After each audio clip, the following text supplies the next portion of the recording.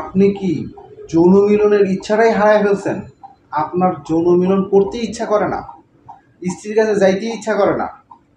বন্ধুরা, আমি doctor S M Nurul Alam চলে আসলাম স্বাস্থ্য বিষয়ক পরামর্শ নিয়ে আপনাদের মাঝে। আমার আজকের আলোচ্য বিষয় হচ্ছে যৌন মিলনের যে চাহিদা বা ইচ্ছা কোনোটাই আমার ভিতরে কাজ করে না।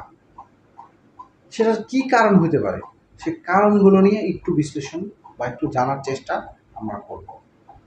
চলুন আমরা মূল আলোচনায় যাই। তবে একটু যারা এখনও আমার চ্যানেলটি সাবস্ক্রাইব করেননি, দয়া করে আমার চ্যানেলটি সাবস্ক্রাইব করে দিন এবং পরবর্তী ভিডিও আসা মাত্রই আপনার কাছে যেন নোটিফিকেশন পৌঁছে যায়, তার জন্য পাশে থাকা যে বেল আইকনটি রয়েছে সেটা প্রেস করে রাখুন। আর যদি আমার চ্যানেলটি অলরেডি আপনারা সাবস্ক্রাইব করে থাকেন তাহলে আপনাদেরকে অনেক অনেক ধন্যবাদ।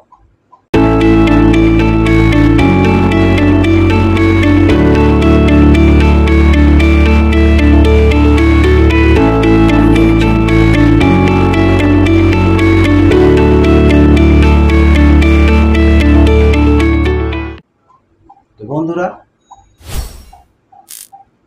বেশ কিছুদিন হলো স্বামীর সঙ্গে শারীরিক সম্পর্ক স্থাপন করতে বিশেষ উৎসাহ বোধ করে না কে XYZ। স্বামীর কাছে টানতে চাইলেও বিরক্ত লাগে, ইচ্ছা করে না, যৌনতার প্রতি অনাগ্রহ এক সময় প্রভাব ফেলে বিবাহিত সম্পর্কের উপর। অবশেষে কাউন্সিলরের দ্বারপ্রান্ত হয় এবং XYZ বহু সে শারীরিক সম্পর্কের প্রতি আগ্রহ হারিয়ে ফেলে।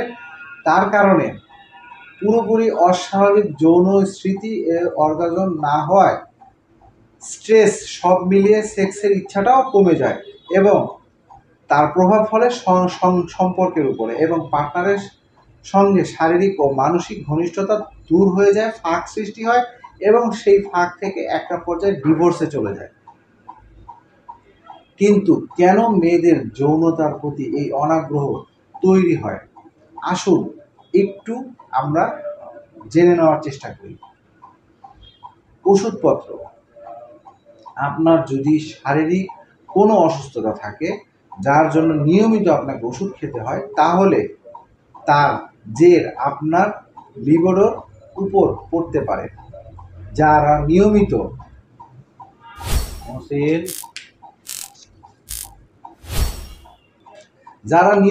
মানসিক ডিপ্রেশনের ওষুধ খান তাদের মধ্যে এই সমস্যাটা বেশি দেখা যায়। দীর্ঘদিন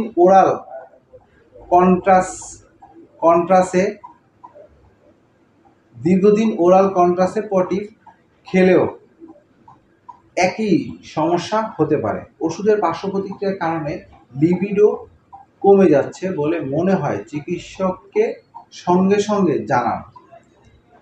এই চিকিৎসক আপনাকে এই ব্যাপারে সহযোগিতা করতে পারবেন। পার্টনার কি এমন কোনো পজিশনে সেক্স করতে চায় যার সঙ্গে আপনি স্বাচ্ছন্দ্য নন? পজিশনের সময় কি আপনার ব্যথা হয়, চেষ্টা করেও অর্গাজমে পৌঁছাতে পারেন না? সব সমস্যার কারণে কিন্তু যৌনতার প্রতি আগ্রহ কমে যেতে পারে। পার্টনারের সঙ্গে কথা বলুন, কোনো বিষয়গুলো আপনার অস্বস্তি হয়ে থাকে জানান। তারপরও সমস্যা না কমলে দুজনে মিলে একজন কনসালটেশনের পরামর্শ নেন। এখানে বিষয় হচ্ছে যে কনসালটেশনের পরামর্শ নেওয়ার আগে আপনাদেরকে এই ফয়সালাটা করতে হবে, দুজনের মধ্যে আলোচনা করতে হবে যে কোন পজিশনে আপনার যন্ত্রণা হচ্ছে, সেই পজিশনগুলো চেঞ্জ করতে হবে। সবচেয়ে বড় ব্যাপার সেটা হচ্ছে যে আপনার স্ত্রীর কাছে যাওয়ার আগে অবশ্যই আপনাকে একজন স্মার্ট পালক হিসাবেই তার সামনে যেতে হবে। মেয়েরা যেমন নিজের সৌন্দর্য দেখানোর জন্য নিজেকে সুন্দর করে সাজায়, পুরুষেরও তার স্ত্রীর কাছে যাওয়ার পূর্বে তাকে সুন্দর করে সাজাইতে হবে। অন্তত পক্ষে তাকে লুক্রেটিভ করতে হবে, যাতে তার স্ত্রী তাকে দেখে তার প্রতি আকর্ষণ সৃষ্টি হয়। আপনি আপনার স্ত্রীর কাছে গেলেন, মুখ থেকে দুর্গন্ধ আসলো, তাহলে আপনার স্ত্রী আপনার সাথে সেক্স করতে ইচ্ছা করবে না। এই বিষয়গুলো খেয়াল রাখতে হবে। এবং এইসব বিষয়গুলোর কারণে কিন্তু পার্টনারদের সাথে বিচ্ছেদের সৃষ্টি হয়। যখন আপনি তার যৌন আকাঙ্ক্ষা পূরণ করতে পারবেন না, তখনই আলটিমেটলি আপনাদের সম্পর্কর ইতি টেনে যাবে। সম্পর্কের সমস্যা, প্রতিটি সম্পর্ক কখনো না কখনো ওঠা নামা করে। তা কাটিয়ে বেরিয়ে আসতে পারলে মজবুত হয় আপনার সম্পর্ক আরও বেশি। আপনারা আর আপনার পার্টনারের মধ্যে যদি সেই বিশ্বাস আর নির্ভরতা না থাকে, তাহলে সমস্যা কাটিয়ে ওঠা বড় কষ্টকর ব্যাপার। বিশ্বাসটা খুব বড় একটা ব্যাপার। আপনার স্ত্রী বাইরে কাজ করে, আপনি বাইরে কাজ করেন, দুজন দুই প্রান্তে কাজ করেন, দুজন দুই প্রান্তে থাকেন।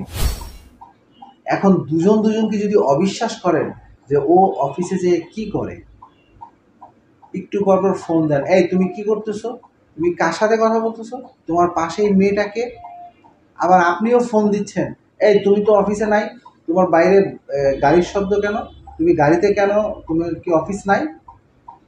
এই যে সন্দেহ, এই সন্দেহ আপনার ভিতরে এক ধরনের ছার পোকার মতো কাজ করবে। এবং সে আপনার এই ছার পোকার মতো, ছার পোকা যেমন কামড়ায় কামড়ায় মনে করেন রক্ত খায়, এই সন্দেহ আপনার ভিতরে কামড়ে কামড়ে আপনার স্ত্রীর প্রতি বা আপনার পার্টনারের প্রতি, নিজের প্রতি একটা বিতৃষ্ণা সৃষ্টি করবে এবং দুজনের মধ্যে বিচ্ছেদের দ্বার প্রান্তে নিয়ে যাবে। কিন্তু যদি আপনার মধ্যে যোগাযোগের অভাব থাকে, মতের অমিল থাকে, আস্থার অভাব থাকে, তাহলে কিন্তু আপনার যৌন সম্পর্ক ক্ষতিগ্রস্ত হতে বাধ্য। তাই দ্রুত পারস্পরিক এই যে সমস্যাগুলো রয়েছে, এই সমস্যাগুলো কাটিয়ে তোলার চেষ্টা করুন। প্রয়োজনে অন্যের সহযোগিতা নিন, যদি তাও না হয়, তাহলে একজন ভালো কনসালটেশনের পরামর্শ নিন। সে আপনাদের এই সমস্যাগুলোকে অতি দ্রুত সমাধান করে দিতে পারবে বলে আমার কাছে মনে হয়। তো বন্ধুরা, আমার এই ভিডিওটা যদি আপনাদের কাছে ভালো লেগে থাকে, অবশ্যই আপনার বন্ধু বান্ধবী এবং আপনার আত্মীয় স্বজন, ফেসবুক ফ্রেন্ড সহ সকলের কাছে পৌঁছে দেওয়ার জন্য লাইক, কমেন্ট, একটু শেয়ার করবেন।